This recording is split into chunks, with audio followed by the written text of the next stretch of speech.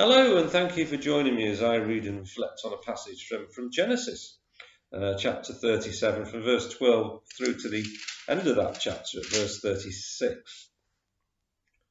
And it relates, this passage relates an episode which is very familiar to people from maybe the world over, not because they've all avidly read this passage from Genesis, but because they'll be familiar with a very, very well-known musical production show, Joseph and His Technicolor Dreamcoat, and that's where we are with this passage. You know, Andrew Lloyd Webber and Tim Rice couldn't resist doing that. You know, creating this show, fantastic show, great songs. Actually, if you fancy a show at Manchester Opera House, there is a production of Joseph from late March into early April, I think. And during the course of my career in schools, I think I lost track of how many times I supported productions of Joseph. So, Joseph and His Technicolor Dreamcoat. Well, the backdrop to where we come in here at chapter 37, verse 12, is that Joseph, the son of Jacob, hasn't really made himself very popular with his brothers. He's his father's favourite, and his father makes him this fancy robe. And Joseph keeps having these dreams where it turns out he's sort of ruling over everybody else, and everybody else bows to him, including his brothers. And it kind of gets people down there. Oh, no, you know, who does he think he is? So anyway, that's where we're up to when we come in at verse 12. So one day, when Joseph's brothers had gone to Shechem to take care of their father's flock, Jacob said to Joseph, "I want you to go to Shechem, where your brothers are taking care of the flock." Joseph answered, "I am ready." His father said, "Go and see if your brothers are safe, and if the flock is all right, then come back and tell me." So his father sent him on his way from the valley of Hebron.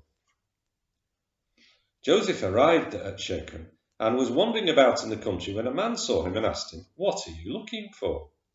"I'm looking for my brothers who are taking care of their flock," he answered. "Can you tell me where they are?"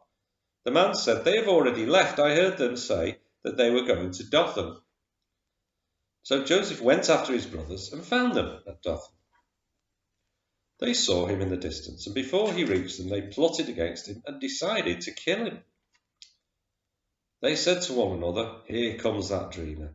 Come on now, let's kill him and throw his body into one of the dry wells. We can say that a wild animal killed him.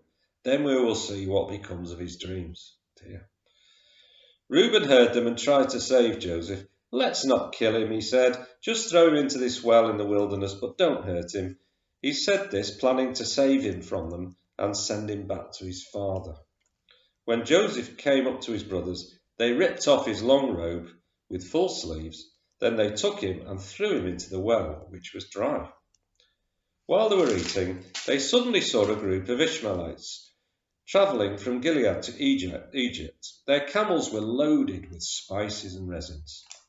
Judah says to his brothers, "What will we gain by killing our brother and covering up the murder? Let's sell him to these Ishmaelites. Then we won't have to hurt him. After all, he is our brother, our own flesh and blood." His brothers agreed, and when some Midianite traders came by, the brothers pulled Joseph out of the well and sold him for 20 pieces of silver to the Ishmaelites, who took him to Egypt. When Reuben came back to the well and found that Joseph was not there, he tore his clothes in sorrow. He returned to his brothers and said, "The boy is not there. What am I going to do?" Then they killed a goat and dipped Joseph's robe in its blood. They took the robe to their father and said, "We found this. Does this belong to your son?" He recognized it and said, "Yes, it is his. Some wild animal has killed him. My son Joseph has been torn to pieces." Jacob tore his clothes in sorrow and put on sackcloth. He mourned for his son a long time. All his sons and daughters came to comfort him, but he refused to be comforted and said, "I will go down to the world of the dead, still mourning for my son." So he continued to mourn for his son, Joseph. Meanwhile in Egypt, the Midianites had sold Joseph to Potiphar, one of the king's officers, who was the captain of the palace guard. There's a cue for a song there, isn't there? But I shan't embarrass myself by singing. So dear me, there's a lot happened there, isn't there? Quite a long passage, I suppose, but still an awful lot, and it's pretty raw work, isn't there? Pulled off by the brothers. Oh dear, shocking stuff, and it's interesting, isn't it, in these passages in Genesis and beyond, that sibling relationships and if you like slightly dysfunctional sibling relationships can turn the whole course of events.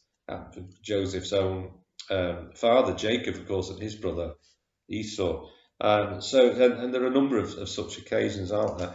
And the thing about this passage is the whole train of events in the history of God's people is turned, and the location, if you like, shifts to Egypt. You know, there's a lot more happens then, obviously, in Egypt, Joseph and so forth, and the story proceeds.